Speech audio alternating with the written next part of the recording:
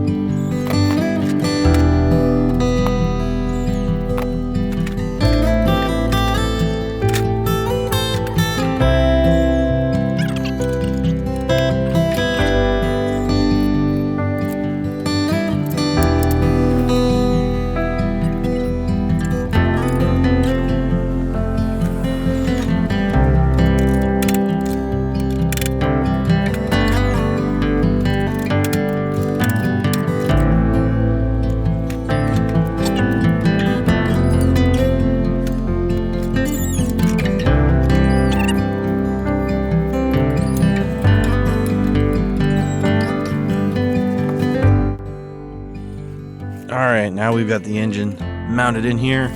Put the drain plug back in.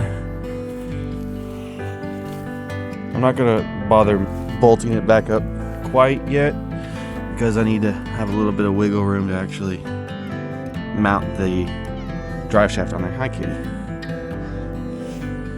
That one bolt was a real pain in the butt, and my mounting location for the coil was not a good spot, so I'm going to need to mount it up here somewhere, possibly. And it's just kind of hanging out right here right now. Not a big deal. We'll find another place for it after I put the air filter on, of course. Maybe we'll extend the wire, bring it all the way over, mount it right here or something. Not a big deal. We'll figure that out. Either way, now it's time to go push this thing in the shed and do some wiring. Alright guys, so we have the Allis Chalmers in here inside my shed. That way I can actually work on it out of the cold weather, which will be quite nice. So we're going to take the fuel tank out and set it down for now while we do some wiring work. The idea right now is to rewire the starter switch so it works properly, wire in the ignition to the coil. We're going to wire in the positive to the ignition over here. That way whenever the key's on, ignition's got power. Key's off, the ignition doesn't have power. We can turn the lawnmower off. Then we're going to wire up the amp meter. And we're going to bolt the battery in. After that, we're going to wire up the starter generator. And then we're going to see if this thing's going to fire off.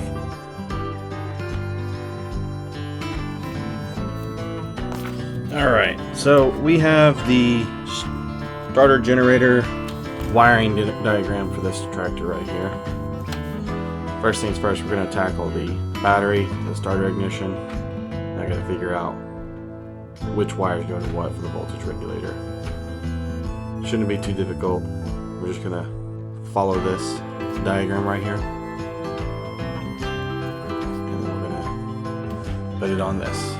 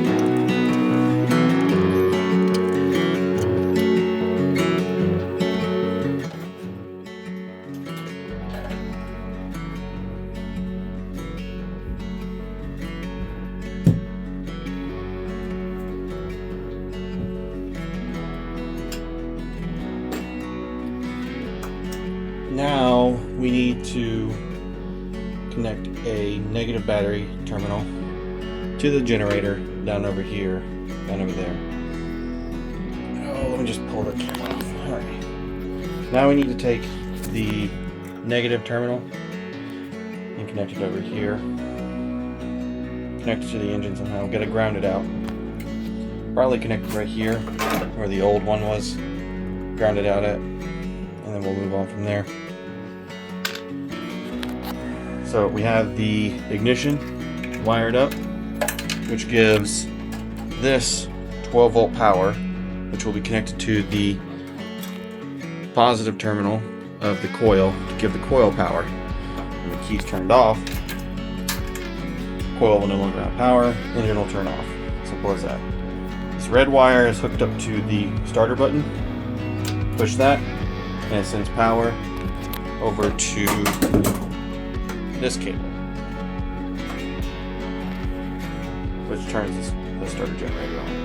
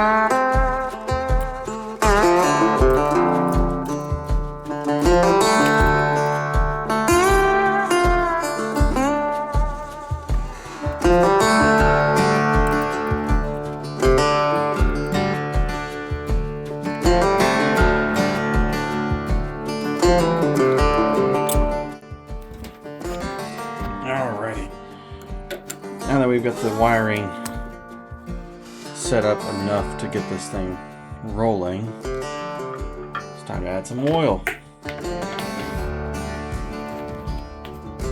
run this thing with that oil. Where did I put that oil at? Oh, it's over here.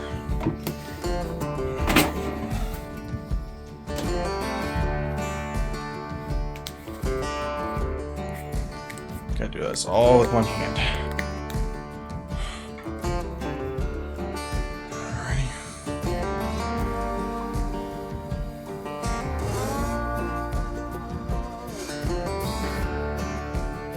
Should just be the 1 quart. That's all it needs.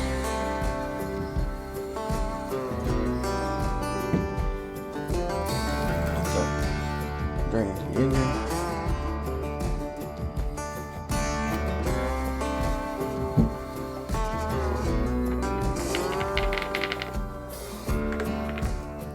Should be good. Add more oil later if it needs it.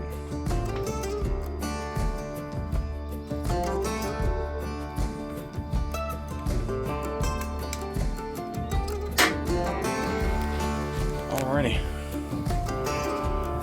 See if there's any sparks. Nope, no sparks. It's always a good thing. Make sure the wire's not getting hot. We're good there. Good there. Good there. Well, these wires are hot. It's a good thing. Alright, let's see if it rolls over.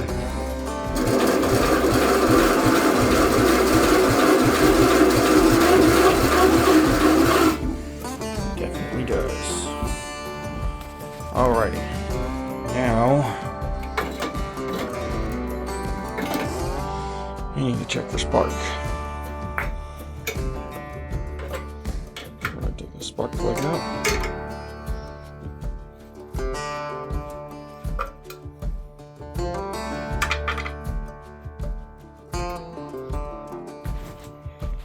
Put this back on the mount.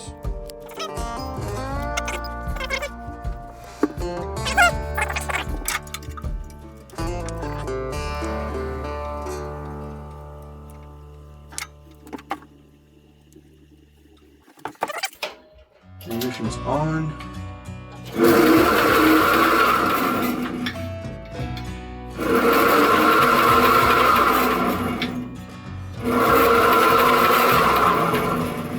That's a no, we have no spark, which is unfortunate.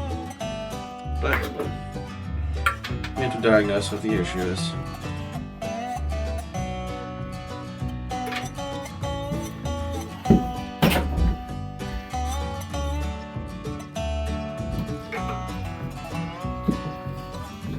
So, I'm going to break out the multimeter. And we're going to see if this thing's actually getting the voltage that it needs. We're going to stick this. Negative. Alright, we're getting voltage there. Getting voltage there.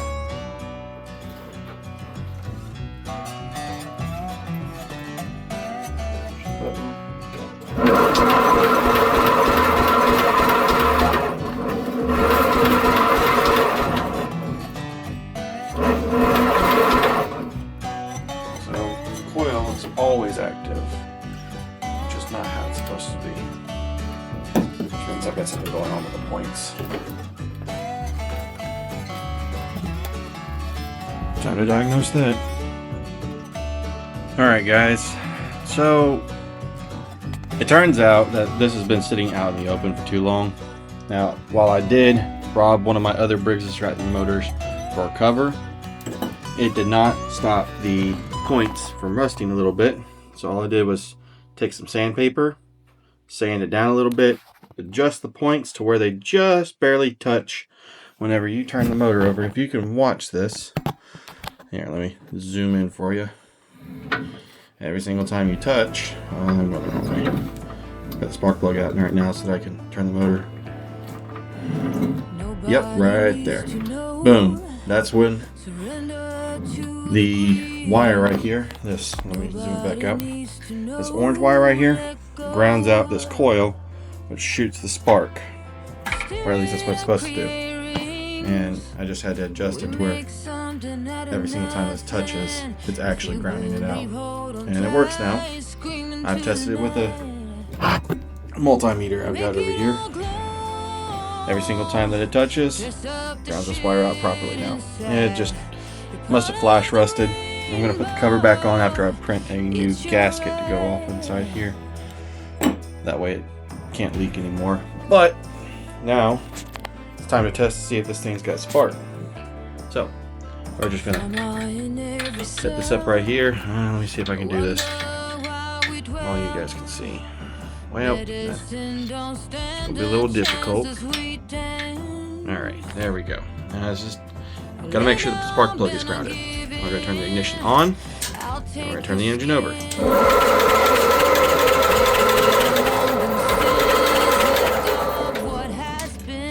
And as you can see, it works. Now, the starter button does work whenever the engine is off, or when the ignition's off. And as you can see, there's no spark. Turn the key on. You got a little bit of spark right there. It's not as much spark as I would like. I need to check to see if there's an internal resistor inside this, maybe. But now we have spark, we have compression. All we need now is fuel. And we're going to save that for the next video because, goodness gracious, this wiring took it out of me. But for the most part, it's wired up. It's good to go. The starter generator should charge.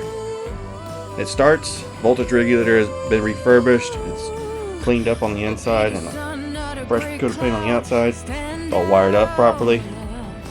And battery all wired up. Here we have the starter button. That's wired up. We have the ignition that's wired up, and then we have the amp meter, which is not currently properly wired up. Let's see. I don't think it works right now. No. I think this one's actually broken because I haven't ever seen that thing move. But we'll do some testing on it. If I gotta replace it, I will. Maybe put a digital one on that. That'd be cool. Either way. Next video, we're gonna put on air filter and plumb in the gas tank. And I gotta build a custom mount right here to hold that gas tank in there. And then we should have this thing fired up. We'll let my son take it out for a ride.